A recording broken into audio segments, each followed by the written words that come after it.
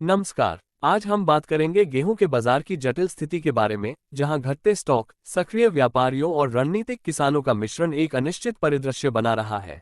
जैसे ही गेहूं का स्टॉक 16 साल के निचले स्तर पर पहुंच गया, निजी व्यापारियों ने बाजार से बाहर रहने के सरकारी निर्देशों की अवहेलना की, जिससे उनकी खरीदारी तेज हो गई।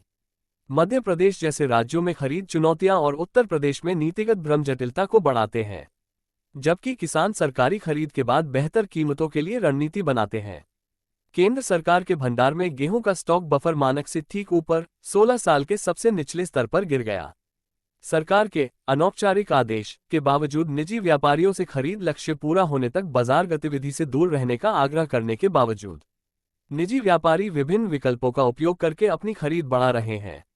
गेहूं के घटते स्टॉक के जवाब में सरकार ने हाल के हफ्तों में अपने खरीद प्रयासों को तेज कर दिया है, जबकि सरकार का लक्ष्य नए विपणन वर्ष में 372.9 लाख टन गेहूं खरीदने का है। अधिकारी विभिन्न बाधाओं के कारण 310 से 320 लाख टन के अधिक यथार्थवादी लक्ष्य का सुझाव देते हैं। मध्य प्रदेश में खरीद हाल की बारिश से बाधित हुई है, जिससे पिछले वर्ष की तुलना में कुल खरीद में कमी आई है। राज्य सरकारों द्वारा दिए गए बोनस प्रोत्साहन के बावजूद दक्षिणी क्षेत्रों में मिलर्स सामान्य मांग और ऑर्डर में कोई महत्वपूर्ण गिरावट की रिपोर्ट नहीं करते हैं। उत्तर प्रदेश में बार बार बदलाव और उलटफेर के साथ नीतिगत भ्रम का अनुभव होता है, जिससे व्यापारियों और किसानों के बीच अनिश्चितता पैदा होती है। उत्तर प्रदेश में किसान अपना गेहूं एक साथ बेचने के बजाय किश्तों में बेचने की योजना बना रहे हैं। कुछ लोग सरकारी खरीद समाप्त होने के बाद ऊंची कीमतों की उम्मीद कर रहे हैं।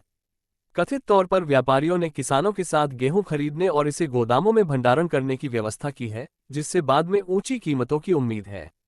घटते गेहूं के स्टॉक, व्यापारियों की अवज्ञा और नीतिगत अस्पष्टताओं के साथ बाजार शक्तियों और सरकारी हस्तक्षेपों के बीच अनिश्चित संतुलन को रेखांकित करते हैं।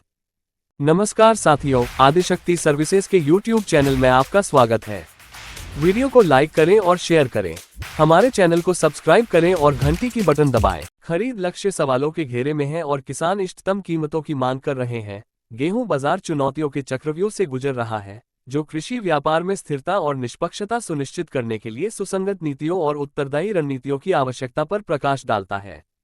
समर्थन मूल्य पर गेहूं के भाव ज्यादा हैं, किसान सरकार को अपना गेहूं बेचने को तैयार नहीं हो रहे हैं। गेहूं की खरीदी को शुरू हुए 15 दिनों से ज्यादा हो गए, लेकिन खरीद केंद्रों पर अब तक माहौल नहीं बन पा रहा है। दूसरी ओर बाजार में गेहूं की आवक रोज बढ़ रही है। इसके पीछे कारण ये है कि सरकार ने इस बार 125 रुपये प्रति क्विंटल के बोनस के भुगतान को बाद में देने का निर्णय किया है। यही बात किसानों के लिए संशय का कारण बन गई है।